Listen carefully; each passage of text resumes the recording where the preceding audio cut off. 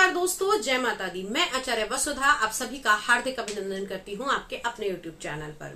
दोस्तों, आज हम बात करने वाले हैं परिवर्तनी एकादशी, डोल 11, जल झूलनी एकादशी और पद्मा एकादशी।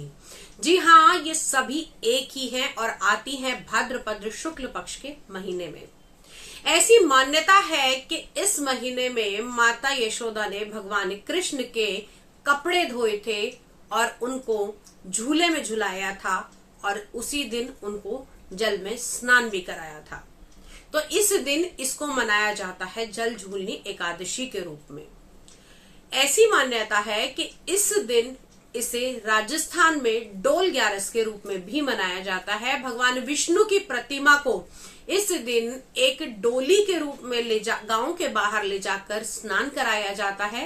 रात्रि भर भगवान विष्णु का जागरण किया जाता है और व्रत रखा जाता है। इसी दिन, जी हाँ, ये पद्मा एकादशी के दिन कहा जाता है कि भगवान विष्णु ने करवट ली थी, इसलिए इसे परिवर्तनी एकादशी के नाम से भी जाना जाता है। अब ये भाद्रपद की अंतिम एकादशी है। जी हाँ, भाद्रपद के महीने में 2 एकादशी आती हैं, एक शुक्ल पक्ष की और एक कृष्ण पक्ष की। अब इस दिन आपको क्या क्या करना है? इस दिन आप दान कर सकते हैं, आप अन्न का दान कर सकते हैं, इस दिन आप वस्त्र का दान कर सकते हैं और साथ ही साथ इस दिन विशेषकर जल का दान आपको करना चाहिए। अब इस तिथि का आरंभ होगा 13 सितंबर 2024 को रात्रि 8:34 से और तिथि का समापन होगा 14 सितंबर को रात को 8:41 पर। तो उदय तिथि के अनुसार अगर देखा जाए तो व्रत जो रखा जाएगा वो 14 सितंबर को रखा जाएगा। एकादशी के व्रत का जो समय रहता है अन्य व्रतों की तुलना में वो थोड़ा सा अधिक होता है। दशमी तिथि के रात से ही, जी हाँ, शाम से ही, जैसे ही सूर्य अस्त होता है, अन्न का सेवन बंद कर दिया जाता है और अगले दिन एकादशी के दिन व्रत रखा जाता है और द्वादशी को सुबह प्रातः काल जब सूर्य उदय होता है तो शुभ मुहूर्त में पारण किया जाता है। तो जो व्रत रखने की तिथि रहेगी वो रहेगी 14 सितंबर की। अब इस दिन आप कुछ विशेष उपाय कर सकते हैं, जैसे कि भगवान विष्णु की कृपा पाने के लिए आप इस दिन रात्रि में जागरण कर सकते हैं। यदि जागरण करना आपको संभव नहीं है तो इस दिन 7 तरह के अनाजों को कलश में भर के रखा जाता है। जी हाँ, अलग अलग 7 कलश रखे जाते हैं, जिसमें एक में गेहूं, चना, मूंग, जौ, चावल और लाल मसूर, इन सभी को रख कर पूजा की जाती है और सुबह इन सभी को दान कर दिया जाता है। विशेष महत्व रहता है इस दिन आप किसी ब्राह्मण को भी दक्षिणा दान कर सकते हैं। और जहां जहां भगवान विष्णु हैं, माता लक्ष्मी की पूजा का तो विशेष महत्व है ही।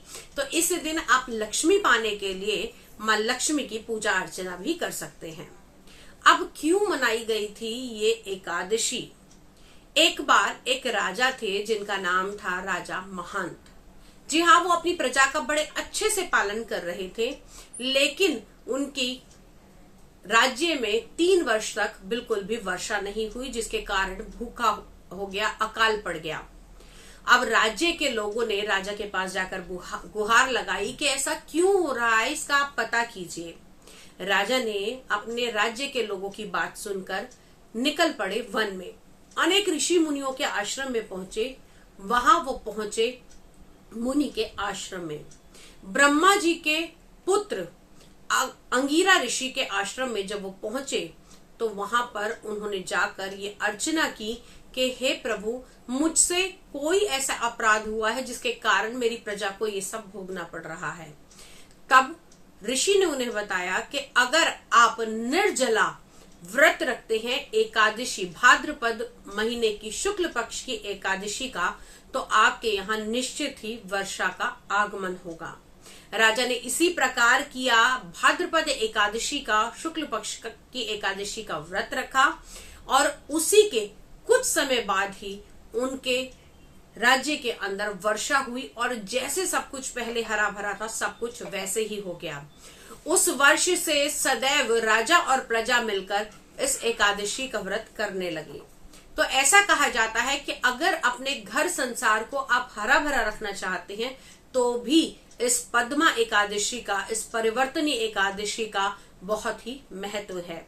ये एकादशी सबके घर को हरा भरा रखे, इसी मनोकामना के साथ आज विदा लेते हैं। अगले वीडियो में फिर से मुलाकात करेंगे। तब तक के लिए जय माता दी, जय हरे कृष्णा, हरे राम।